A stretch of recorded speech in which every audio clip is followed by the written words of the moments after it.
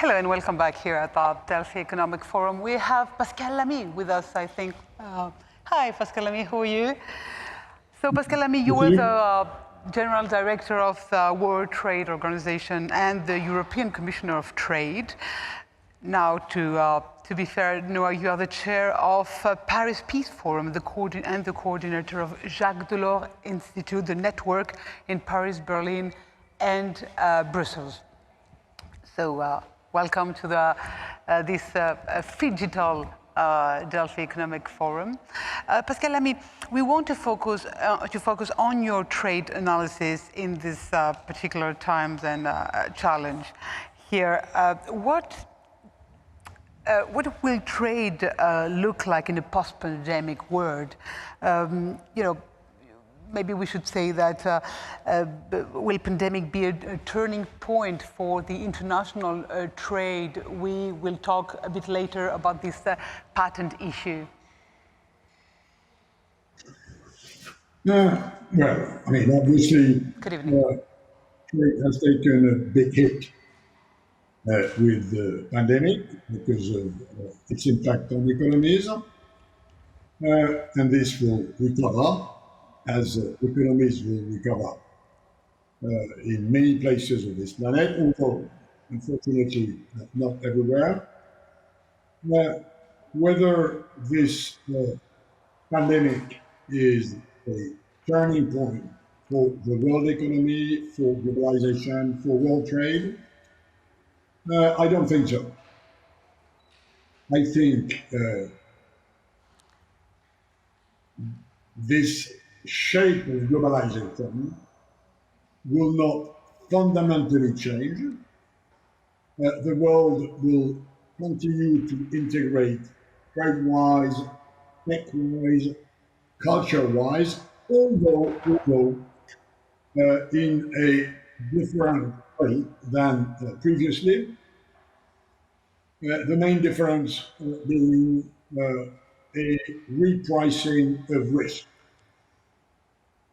What has happened with this pandemic is that public attention, public policies, public action has switched to what I call precaution, the fragility of some supply chains, the risk for health, the risk for the environment, the risk for individuals. So we will have a globalization where the price of risk, the price of life, the price of environmental externalities will go.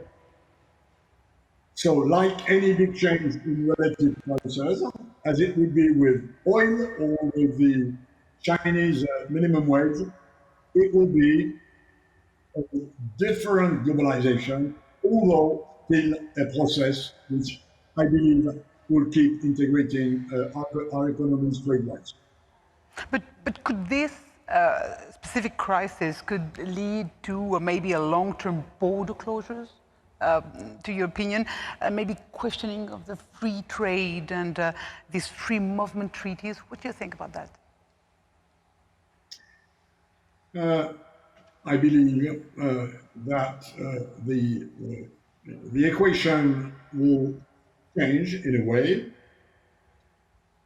with less attention on protecting producers from foreign competition, which was the traditional concept of protectionism, to more attention to protecting people from risk, which is what I call cautionism as opposed to optionism. Protection entails a potential for more fragmentation, not least because you do that with public regulation.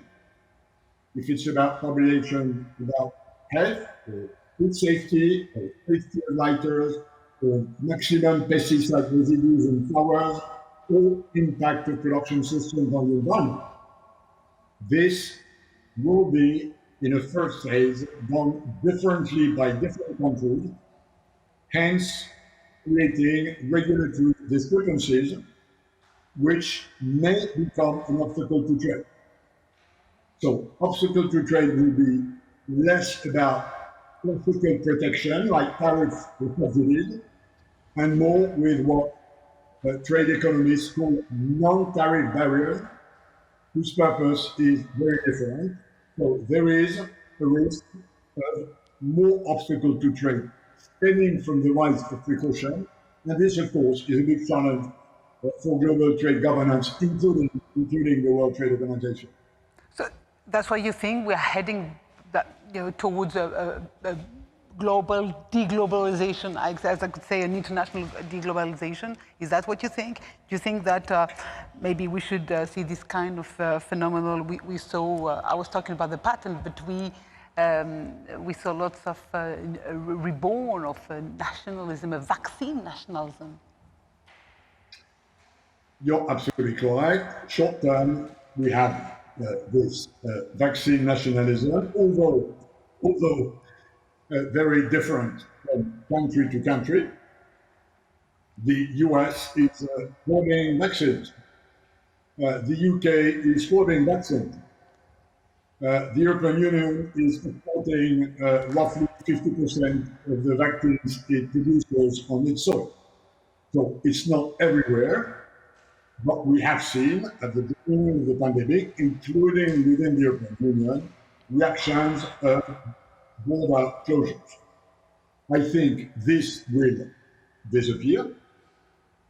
I think with the improvement in the health situation, with the growth of the percentage of the population which is now immunized with the vaccine, at least in the northern part of the world, this will ease. So we have had that reaction. I think they are connected to the pandemic and to the formidable shock it has created for people, for economies, and for societies.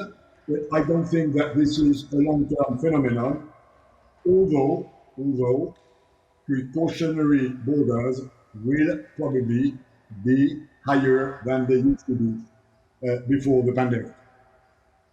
But specifically this patent issue, is it a trade issue for you? Of course, I mean, it's a trade issue insofar as among the various agreements that bind World Trade Organization members together, and it's not a single agreement. There are agreements on subsidies, and there are agreements on tariffs, and there are agreements on services.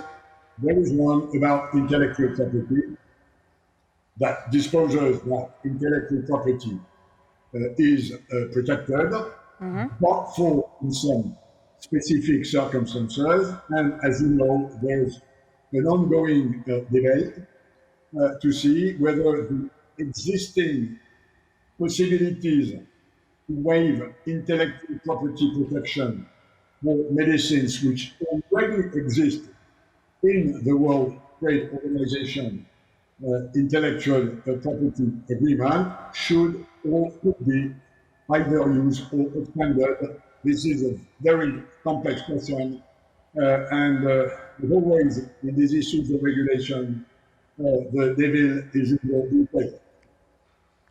Let's take some numbers. The IMF estimates that the contraction in the global growth across 2020 was minus 3.5%, with 90% of the countries having a negative growth. Advanced economies were on the average far more seriously damaged than emerging markets and developing countries. Can we talk about a kind of a paradigm shift? Yes, but I don't think the basis of the numbers which you just mentioned, which are absolutely correct, but which reverberate the initial impact of the pandemic. So it's true that initially the impact of lockdowns, of segregation, of social distancing was much bigger in rich countries than in poorer countries as far as growth is concerned. I think this is not what will happen with the tail of the pandemic. On the contrary, I believe rich countries will recover quicker, better, stronger, and that poor countries will have a hard time, although many of them, until recently, and we now have to, unfortunately, take the place of India as a specific one. Overall, poorer countries have been less hit sanitary-wise at the beginning of the crisis, but I'm afraid there will be more hit in economic and social terms, which means that the north-south divide will have been increased by this pandemic. So before the pandemic, many developing countries were emerging, growing stronger than the rich countries, which long-term will probably entail some sort of convergence. I think this pandemic will unfortunately recreate a big north-south divide in economic terms, which raises formidable challenges for global economic governance, which the UN, the G20, the G7, the IMF, the World Bank will have a hard time coping with. Well, if balance is changing, what do you think about the role of Europe, maybe this triangle in this Sino-American war? Well, we've just heard from Richard Hans, I think, a reasonably complete picture of this problem seen between US and China. And I agree with him very much that the next 20 or 30 years, if not more, will have as a big background of international relations and cooperation this Sino-US rivalry, which is rising in a number of areas, starting with technology, but also with bigger differences in the way politics and the economics are run than in the past. I do hope, like him, that on both sides they will behave in order to avoid a conflict. Where I differ from what Richard Haas just said is that I believe that Europe will have to integrate more in order not to be on the receiving end of this rivalry. So what Richard said is that European integration is not the fashion of the day as it used to be in the past. I do not agree with that. What we've seen during the pandemic is more European integration rather than less. True, the vaccine performance has not so far been that great. It's not, we are probably as Europeans 2 or 3 months late, but overall, I think Europe will keep integrating. And it needs to do so in order to have its own view between US and China, and as we saw in Brussels, not aligned, but not equidistant.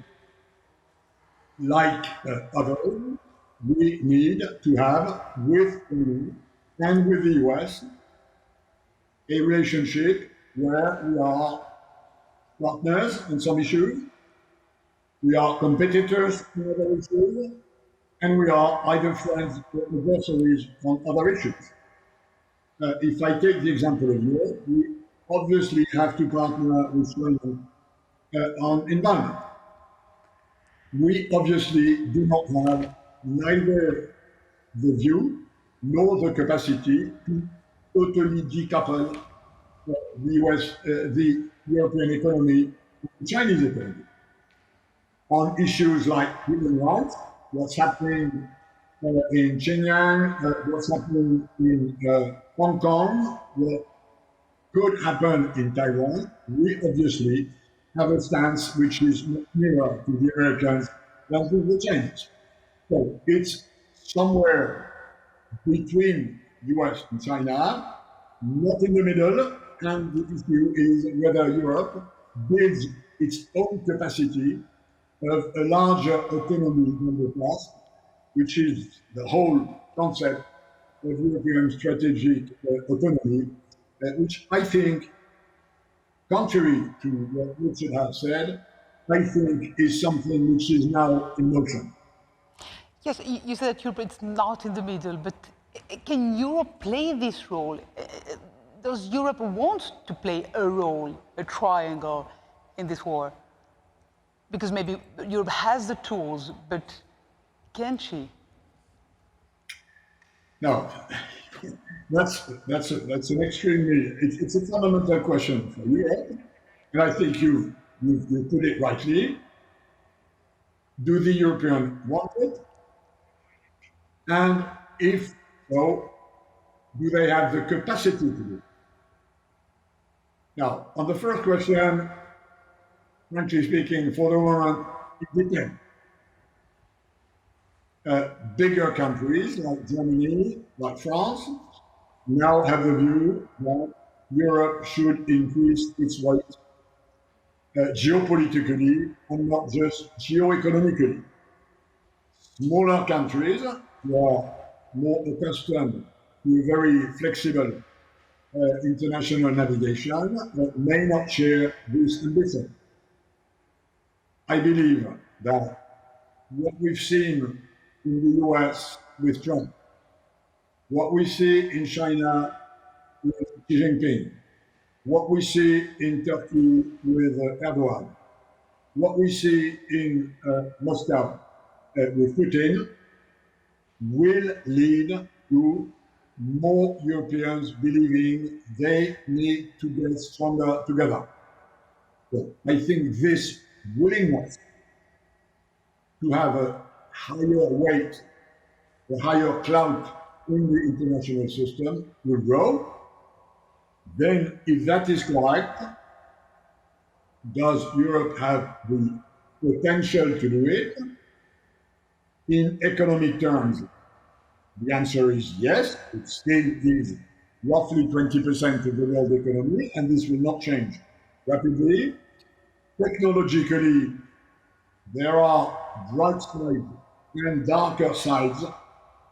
Europe is not where it should be at the border of technological progress, and this can be addressed notably if more of public research expenditure is managed at European level rather than at national level. Military and security wise, it's absolutely clear that the road of Europe to a security capacity as Europe worldwide is still going to be long, not least because this is much more difficult to share than just a market or a currency. The foreign and security policy is about dreams and nightmares, just about whether this is better or cheaper, or with more employment or with less efficiency. So no doubt this will take a longer time, but I think what really matters for us, notably for Greece, which is in a part of Europe which is surrounded by more danger than other places in Europe. I think for a country like Greece, my long-term view is that the road to integration is the right one and is the one that at the end of the day, although maybe too slowly, although maybe with ups and downs and hiccups, will be followed. Pascal, I mean, look, to be honest, we have 100 more questions for you, and we'd like to observe the world is changing with you. So I have just 2 minutes to invite you next year to the Delphi Economic Forum in Delphi. It will take place in the 6th to 9th of April. So please, can you mark in your agenda those dates to be with us next year? I hope pandemic will be a horrible nightmare, in the very big past. So we wait for you. We'll send you an invitation. Will you be there? I will try to be there, and the notion of being in Greece for the Delphi Economic Forum next spring is something which is extremely attractive when we look at where we've been for the last year or so. Okay, Pascal, thank you, and see you next year. My pleasure.